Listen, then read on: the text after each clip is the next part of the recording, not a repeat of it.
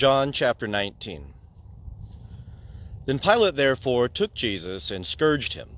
And the soldiers platted a crown of thorns and put it on his head, and arrayed him in a purple garment. And they came unto him and said, Hail, King of the Jews! And they struck him with their hands.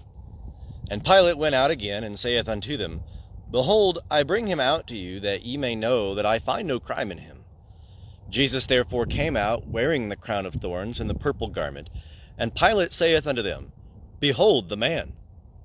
When therefore the chief priests and the officers saw him, they cried out, saying, Crucify him! Crucify him!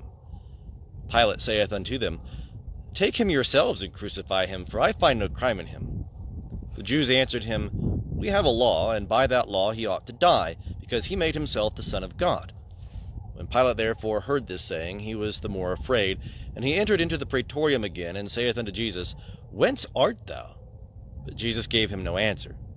Pilate therefore saith unto him, Speakest not thou unto me? Knowest thou not that I have power to release thee, and have power to crucify thee? Jesus answered him, Thou wouldest have no power against me, except it were given thee from above.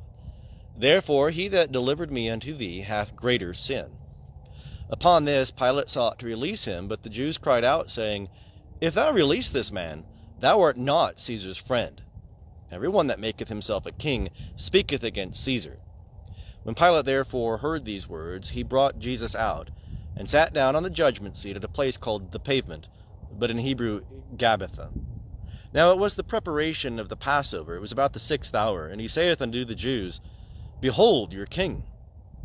They therefore cried out, Away with him! Away with him! Crucify him! Pilate saith unto them, Shall I crucify your king?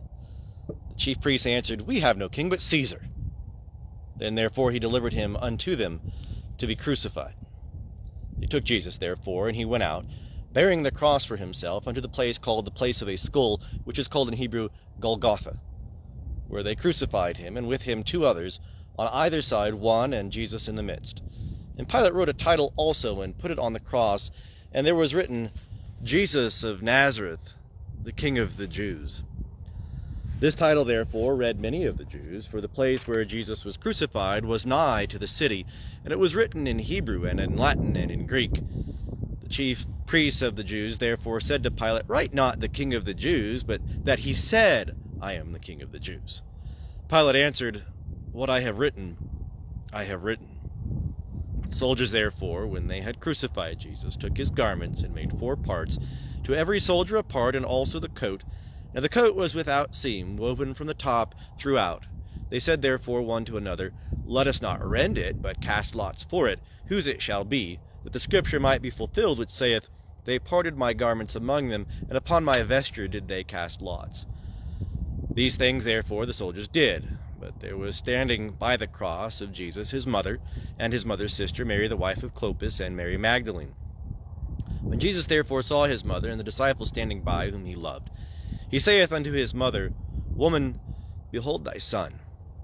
Then saith he to the disciple, Behold thy mother. And from that hour the disciple took her unto his own home. After this, Jesus, knowing that all things are now finished, that the scripture might be accomplished, saith, I thirst. There was set there a vessel full of vinegar. So they put a sponge full of the vinegar upon hyssop, and brought it to his mouth. When Jesus therefore had received the vinegar, he said, It is finished. And he bowed his head, and gave up his spirit. The Jews therefore, because it was the preparation that the body should not remain on the cross upon the Sabbath, for the day of that Sabbath was a high day, asked of Pilate that their legs might be broken, and that they might be taken away. The soldiers therefore came and brake the legs of the first and of the other that was crucified with him. But when they came to Jesus, and saw that he was dead already, they brake not his legs. Howbeit one of the soldiers with a spear pierced his side, and straightway there came out blood and water. And he that hath seen hath borne witness, and his witness is true, and he knoweth that he saith true, that ye also may believe. For these things came to pass, that the scripture might be fulfilled, A bone of him shall not be broken.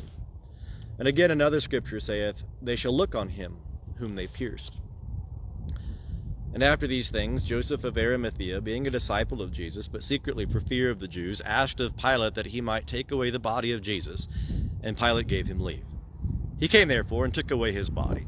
And there came also Nicodemus, he who at the first came to him by night, bringing a mixture of myrrh and aloes, about 100 pounds.